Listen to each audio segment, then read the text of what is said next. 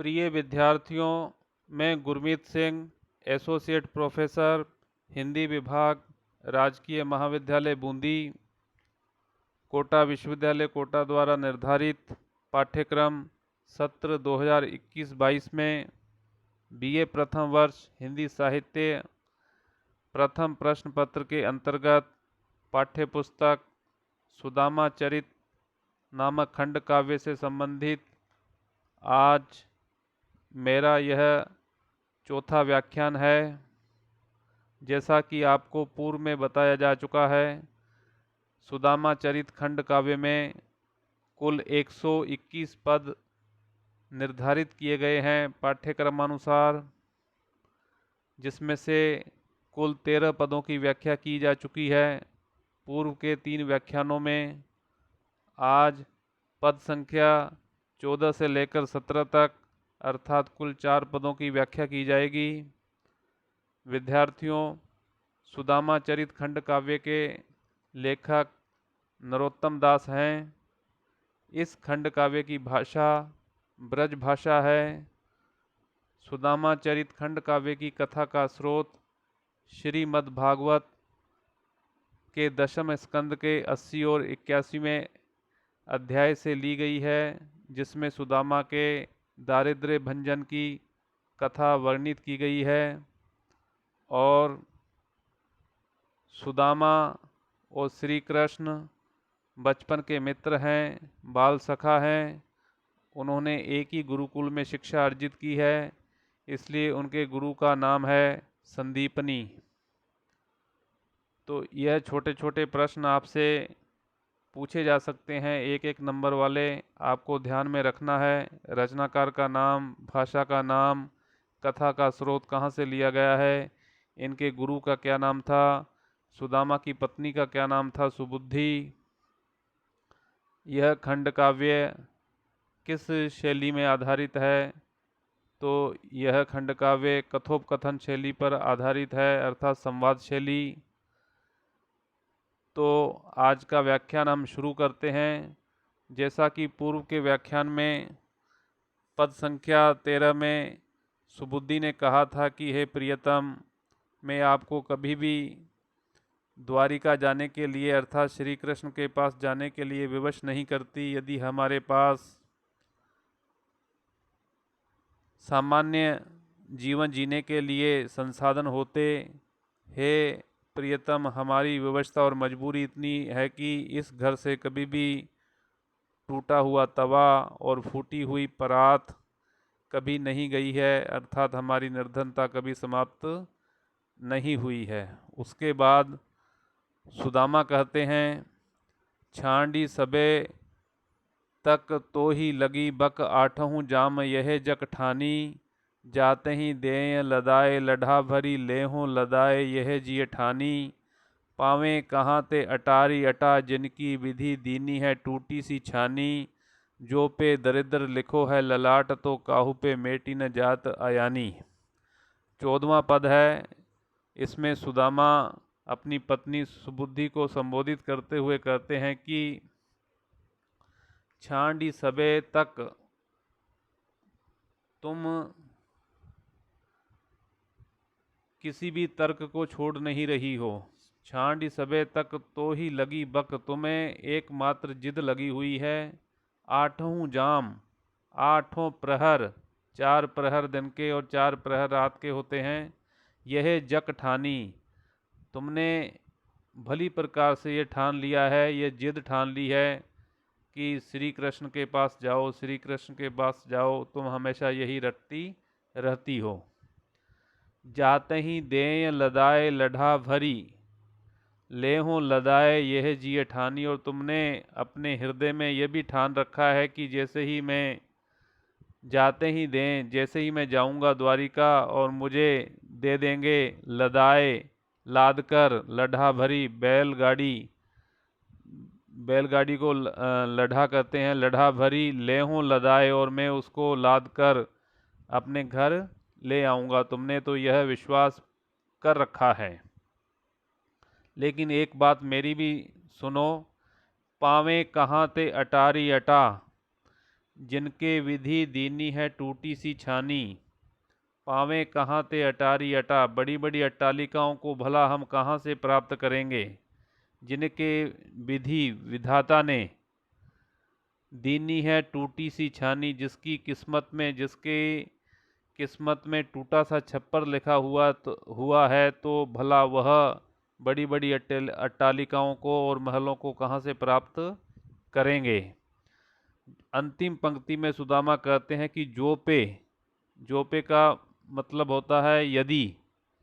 जो पे दरिद्र लिखो है ललाट, हमारे मस्तक पर, हमारी मस्तिष्क की रेखा पर यदि दरिद्रता विधाता के द्वारा, ईश्वर के द्वारा लिखी गई है ललाट, तो काहू पे मेट न जात अयानी। अयानी कहते हैं ना समझ को, ना समझ, अनभिज्ञ कह सकते हैं उसे। तो अपनी पत्नी को संबोधित करते हुए कहते हैं कि तुम ना समझ हो, तुम नहीं जानती हो कि यदि विधाता ने, जिसकी किस्मत में टूटा सा छप्पर लिखा हुआ है, और जो भी दरिद्रता यदि गरीबी उसकी किस्मत में लिखी हुई है, तो वो कभी मिटाई नहीं जा सकती। इस प्रकार सुदामा अपनी पत्नी सुबुद्धि को उत्तर देते हैं।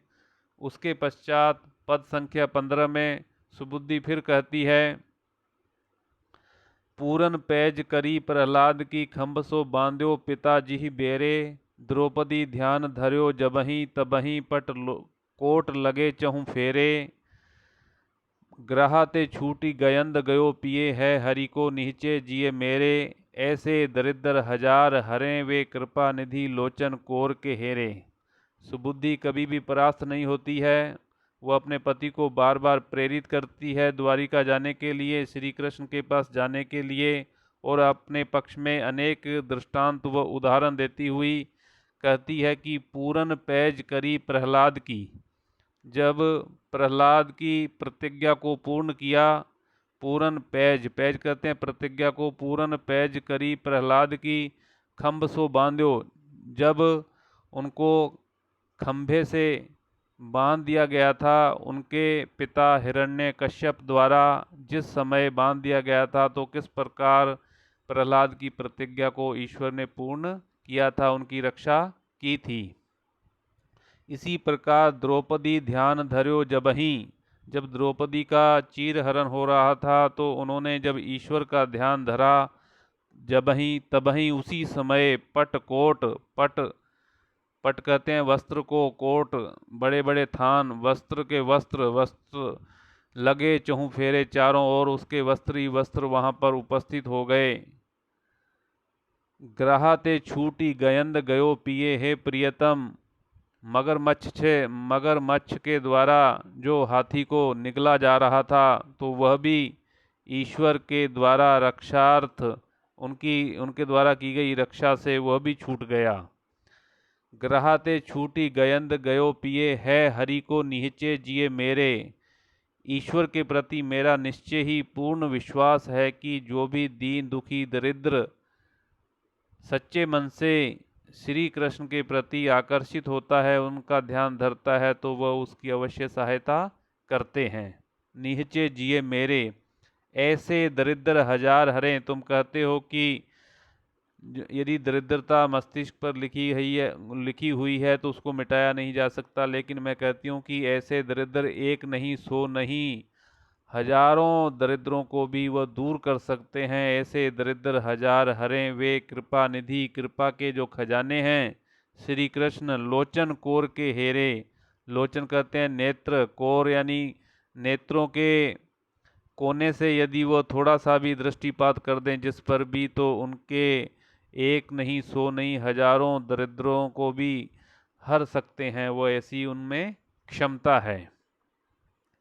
इस प्रकार सुबुद्धि अपने पति से संवाद करती है और उनको प्रेरित करती है। उसके पश्चात पद संख्या 16वें के अंतर्गत सुदामा फिर कहते हैं अपनी पत्नी सुबुद्धि से, चकवे चौकी रहे चकी से, तहाँ भूले से भूप अनेक गनाऊं। देव गंधर्व ओ किन्नर, जच्छ से सांझलो देखे खरे जिहि ठाऊं। ते दरबार बिलोक्यो नहीं, अब तोई कहा कही के समझाऊं। रोकिए लोकन के मुखिया तह हों दुखिया किमि पैठन पाऊं। सुदामा अपनी पत्नी को संबोधित करते हुए कहते हैं कि चकवे चक्रवर्ती चौंक ही रहे, चौंक जाते हैं, चकी से आश्चर्यचकित होकर, तहाँ तहाँ अर्थात द्वारिका में, श्री कृष्ण के दरबार में। चकवे चौंकी रहे चकी से तहाँ, भूले से भूप अनेक गणाओं में कितनी गणना करके बताऊं कि बड़े बड़े राजा भूल जाते हैं। उस जगह पर जाने के पश्चात अपनी सुध बुध खो बैठते हैं। भूले से भूप, भूप राजा को कहते हैं अनेक गणाऊं। देव गंधर्व ओ किन्नर जच्छ से, देव गंधर्व किन्नर और यक्षराज से सांझ लों संध्या तक, सांझ कहते हैं संध्या लों तक, देखे खरे जी ठाऊं। मैंने देखा है उनको सुबह से लेकर संध्या तक, उनसे मिलने की प्रतीक्षा में किस प्रकार से बड़े बड़े देवगण, गंधर्व, किन्नर और यक्ष ये भी खड़े रहते हैं उनकी प्रतीक्षा में उनसे मिलने के लिए। जी ही ठाऊं, जिस ठोर पर, जिस जगह पर, ते दरबार बिलोक्यो नहीं। अपनी पत्नी को संबोधित करते हुए सुदामा कहते हैं कि तुमने उस दरबार को देखा नहीं है। बिलोक्या, बिलोक्यो अर्थात देखना। ते दरबार बिलोक्यो नहीं, अब तोई कहा कह के समझाऊं। मैं तुम्हें किस प्रकार से आश्वस्त करूं, मैं तुम्हें किस प्रकार से समझाऊं। तुमने श्री कृष्ण के ठाठ बाट, उनके ऐशो आराम, उनका ऐश्वर्य, उनकी शक्ति, उनका वैभव, उनके ऐश्वर्य को तुमने देखा नहीं है। रोकिए लोकन के मुखिया तह हों दुखिया किमि पैठन पाऊं। अंतिम पंक्ति में सुदामा कहते हैं कि रोक दिए जाते हैं लोकन के, पूरे संसार के मुखिया अर्थात राजाओं को, बड़े बड़े देवताओं को, राजाओं को भी वहां जाने से रोक दिया जाता है। रोकिए लोकन के मुखिया तह हों का मतलब होता है मैं, दुखिया इस संसार का सबसे दीनहीन व्यक्ति, गरीब दरिद्र व्यक्ति, किमी पैठन पाऊं, भला किस प्रकार से वहां पर उनके महलों में प्रवेश कर पाऊंगा। भला तुम यह सोचकर देखो, श्री कृष्ण के ऐश्वर्य को, उनके वैभव को, उनकी शक्ति को सोचकर देखो, तुमने उनके दरबार को कभी देखा नहीं है। उसके बाद आज के व्याख्यान का जो अंतिम पद है, 17वां पद, उसमें सुबुद्धि फिर अपने पति से कहती है, उनको संबोधित करते हुए कहती है कि यद्यपि आपकी सारी बातें सच हैं, सत्य हैं, लेकिन मेरी भी बात आप मानो। श्री कृष्ण का जो चरित्र है, उनकी जो चारित्रिक विशेषताएं हैं, वह किस प्रकार से गरीबों की, दीन दुखियों की, असहायों की, लाचारों की किस प्रकार से सहायता करते हैं। तो सुबुद्धि कहती है इसमें, भूले से भूप अनेक खरे रहो, ठाडे रहो तिमी चकवे भारी। यह आपका कहना बिल्कुल सत्य है कि वहाँ बड़े बड़े राजा भी आकर भूल जाते हैं और उनसे मिलने की प्रतीक्षा में कतारबद्ध होकर खड़े रहते हैं। ठाडे रहो तिमी, वहाँ पर बड़े बड़े चक्रवर्ती राजा भी, भारी बड़े बड़े चक्रवर्ती राजा भी वहाँ पर उनसे मिलने की आतुरता लिए कतारबद्ध, पंक्तिबद्ध होकर किस प्रकार से वहाँ पर प्रतीक्षारत रहते हैं, खड़े रहते हैं सुबह से लेकर शाम तक। ये बात बिल्कुल सत्य है। और यह बात भी बिल्कुल सत्य है कि देव गंधर्व किन्नर जच्छ से रोके जे लोकन के अधिकारी, आपकी यह बात भी सत्य है कि बड़े बड़े देवगण, गंधर्व, किन्नर, यक्ष ये सभी वहाँ पर रोक दिए जाते हैं। लोकन के अधिकारी, बड़े बड़े अधिकारीगण, बड़े बड़े सम्राट, देवगण भी वहाँ पर, इस संसार के सभी बड़े बड़े श्रेष्ठ पुरुष भी वहाँ पर जाने से रोक दिए जाते हैं। अंतिम दो पंक्तियों में सुबुद्धि फिर कहती है, अंतर्जामी वे आपू ही जानी हैं, मानो यह सिख लेहू हमारी। श्री कृष्ण की चारित्रिक विशेषताओं का उद्घाटन करते हुए सुबुद्धि कहती हैं कि श्री कृष्ण क्या है, अंतर्यामी हैं। वह सामने वाले की हृदय की अवस्था को भली भांति पहचान लेते हैं। अंतर्जामी वे आपू ही, वे स्वयं ही जान जाएंगे आपके बारे में, आपकी गरीबी और दरिद्रता के बारे में। जानी है मानो यह सीख लेऊं हमारी, तुम यह मेरी शिक्षा लेकर एक बार वहाँ जाओ तो सही।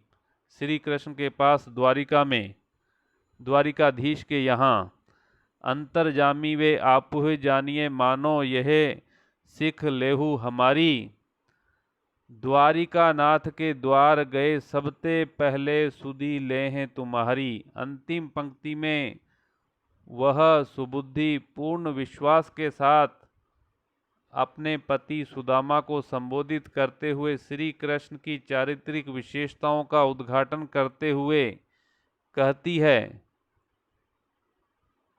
कि यदि आप द्वारिका नाथ के द्वार, उनके महलों के बाहर चले जाते हैं, द्वारिकाधीश के यहाँ चले जाते हैं, श्री कृष्ण के यहाँ चले जाते हैं, तीनों लोकों के जो ईश्वर हैं, धरती आकाश और पाताल, श्री कृष्ण के यहाँ यदि आप चले जाते हैं, द्वारिका नाथ के द्वार गए सबसे पहले, सभी से पहले, चाहे बड़े बड़े सम्राट हों, देवगण हों, गंधर्व हों, यक्ष हों, किन्नर हों, बड़े बड़े राजा हों, ये सभी हों, लेकिन वह सबसे पहले सुधी लें तुम्हारी।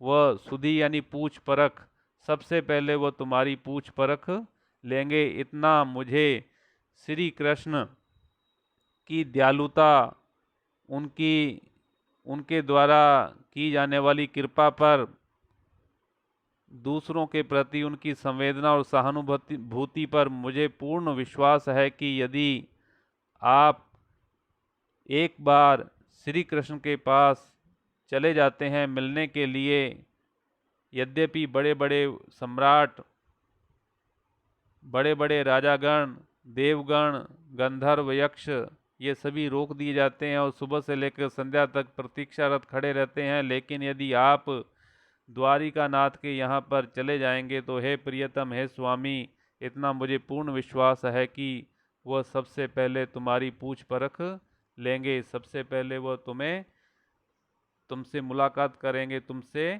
मिलेंगे।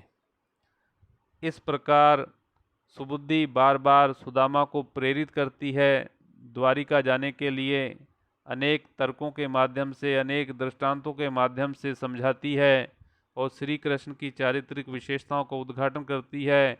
और दूसरी तरफ सुदामा होते हैं कि वह अपने किस्मत पर विश्वास रखते हैं कि जैसा हमारी किस्मत में होगा वैसा हो जाएगा, हमें संकट के समय दूसरों के यहाँ पर सहायतार्थ नहीं जाना चाहिए, ऐसा उनका मानना होता है। इस प्रकार दोनों में परस्पर संवाद होता है। तो आज के इस व्याख्यान में हमने पद संख्या 14 से लेकर 17 तक अर्थात कुल 4 पदों की व्याख्या की है। विद्यार्थियों, अगला व्याख्यान पद संख्या 18 से शुरू होगा और आज का जो व्याख्यान है वह यहीं पर समाप्त होता है।